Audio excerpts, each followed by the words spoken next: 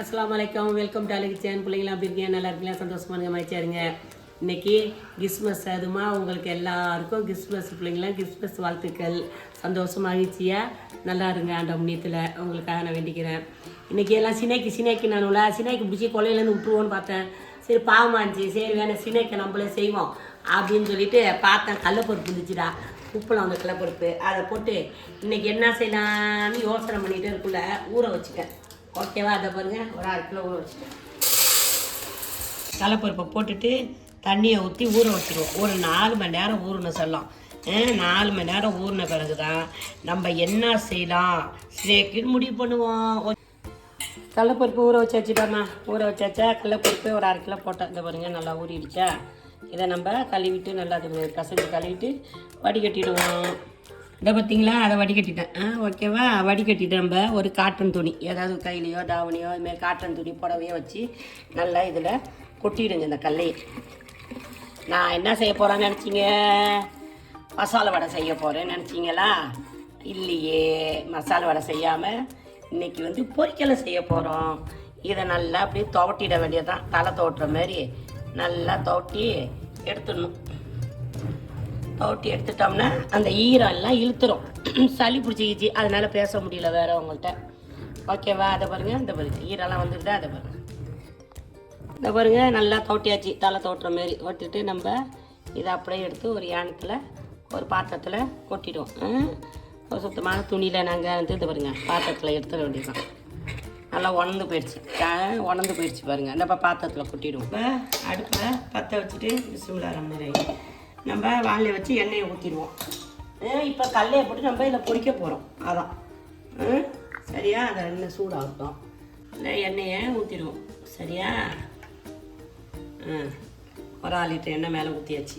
அப்புறமா பூண்டு 2 பூண்டு எடுத்துக்கிட்டேன். 2 பூண்டு எடுத்துக்கிட்டேன். அந்த பாருங்கள், இதை பிரித்து நல்லா அப்படியே நசுக்கிக்கிங்க. நசுக்கிக்கணும். எண்ணெய் பாட்டுக்கு காயிட்டோம். சூடானோடனே நம்ம அதை போடணும். இந்த பாருங்கள், நல்லா நசுக்கிக்கிறேன். பூண்டு இதை பாருங்கள் நசுக்கி வச்சுக்கிட்டேன். அதுக்கு தகுந்த மாதிரி கொஞ்சம் கருவேப்பிலை இதை பாருங்கள் வச்சியா. இந்த கருவேப்பிள்ளையும் நான் எடுத்து வச்சுக்கிட்டேன். இந்த அளவுக்கு கருவேப்பிலை நம்ம வாசத்துக்கு தகுந்த மாதிரி போட்டுக்கலாம். இந்த அளவுக்கு 1/2 கிலோவுக்கு எடுத்து வச்சுக்கிட்டேன். 2 பூண்டும் இந்த இதுவும். இதை நம்ம என்ன செய்யணும்? இப்போ எண்ணெய் சூடாயிடுச்சுமா. சூடாயிடுச்சா நம்ம கடலப்பருப்பை அது போடணும். எண்ணெய் போட்டோன்னு வச்சுக்கோங்க. நம்ம கொஞ்சம் எண்ணெய் இதெல்லாமே பொரியும். எண்ணெய் சூடாகுதா? இப்போ என்ன பண்ணுங்க, இந்த கருவேப்பிலை இதுலேயே போட்டுடணும். இந்த பாருங்க, பூண்டையும் அதிலே போட்டுடணும். நம்ம கருவேப்பிலையும் அதில் போட்டுடணும். கருவேப்பிலையும் அதிலே போட்டாதான் நமக்கு அந்த ஃப்ளேவர் கிடைக்கும். ஃப்ளேவர் மட்டும் இல்லை, இதுலேயே போட்டு பொரிச்சிங்கன்னு வச்சிங்க, எண்ணெய் அப்படியே இருக்கும். அந்த எண்ணெய் வாசம் எல்லாம் அதில் இறங்கிடும். இறங்கின பிறகு நம்ம மற்றதை கல்லையை நம்ம பொரிக்கக்குள்ள அந்த வாயு ஆகப்பட்டதெல்லாம் அதில் போயிடும். அதனால் நம்ம எண்ணெயிலே போட்டால் தான் கருவாது. கருவேப்பிலை பாருங்கள், கருவில் பாருங்கள், கருவேப்பிள்ளையும் இதெல்லாம் ஏன் அது இதுவும் ஒன்றா சேர்ந்து கரெக்டாக பொரியும். அதுதான் மெத்தேடு. நீங்கள் தனியாக பொரிச்சு போட்டிங்கன்னு வச்சிங்க, கல்லையெல்லாம் பொரிச்சிட்டு இந்த கருவேப்பிள்ளையும் பூண்டியும் தனியாக போட்டிங்கன்னா கல்லங்கரைன்னு போயிடும், கருப்பாக போயிடும். நீங்கள் இதோட சேர்த்து போட்டால் தான் அதுக்கு அதை கருப்பாகவே ஆகாது. கருவேப்பிலையும் சரி பூண்டு சரி அந்த வாசத்துக்கு இருக்கும். அந்த எண்ணெயில் நம்ம இதை திருப்பி பொரிக்கக்குள்ளேயும் அந்த வாயு எல்லாம் சுத்தமாக போயிடும். இந்த பாருங்க, நல்லா பொரிஞ்சிச்சு. பச்சையாகவே இருக்குது பாருங்கள், அழகா. இது கருவேப்பிலெல்லாம் பார்த்தீங்களா, பச்சையாகவே இருக்குது பாருங்கள். அதேமாரி எல்லா கருவேப்பிலையும் அப்படியே இருக்குது. இதேமாரி எடுத்துங்க ஃபஸ்ட்டு.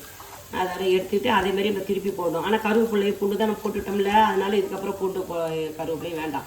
இதோட எல்லாத்தையும் பொரித்து எடுத்துக்கிட்டு அதுக்கப்புறம் தான் நம்ம கலக்கணும் உப்புலாம். இந்த பாருங்க, மேலாக வந்துடுச்சு பாருங்கள் கல்லை. அப்போ தான் பொரிஞ்சதாக அர்த்தம். என்ன, நம்ம அடியில் இருக்கக்குள்ளே எடுத்தோம்னா பொரிஞ்சதாக அர்த்தம்ல, கல் மாதிரி இதாக இருக்கும், மாவு மாரி. இப்போ இதை பார்த்தீங்களா, நல்லா தெரியுது பாருங்கள் பொரிஞ்சதாச்சா நமக்கு.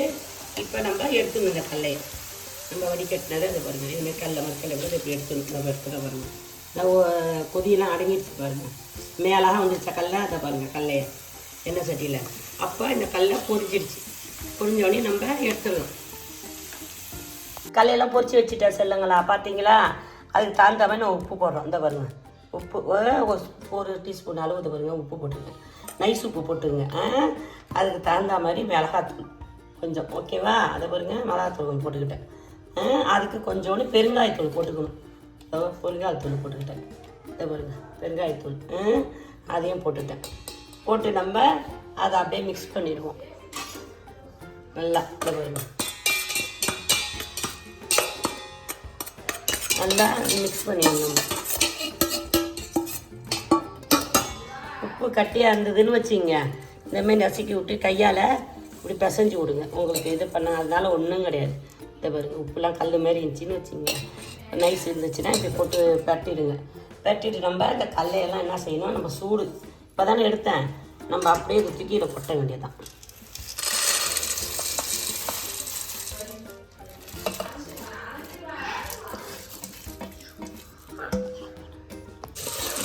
அதை கலந்துட்டு பண்ணணும். கலந்து விட்டுருங்க நல்லா. அந்த உப்பு, மிளகாத்தூள், அந்த பெருங்காயத்தூள் எல்லாம் கலந்து பொரிக்கல. நமக்கு வடையாக இருந்தால் கூட ஒரு நாளாக தீர்த்துடணும், இல்லைன்னா வீணாக போயிடும்னு வச்சுங்க. இதை நம்ம வந்து ஒரு வானம் இல்லை, கேடாமல் நம்ம அப்படியே வச்சுருக்கலாம். சரியா? இந்த பாருங்க, சூப்பராக இருக்கா? அதை பாருங்க, அப்படியே சாப்பிட்டவும் அவ்வளோ டேஸ்ட்டாக இருக்கும். இது பாருங்க, இதை பாருங்க, சூப்பராக இருக்கா?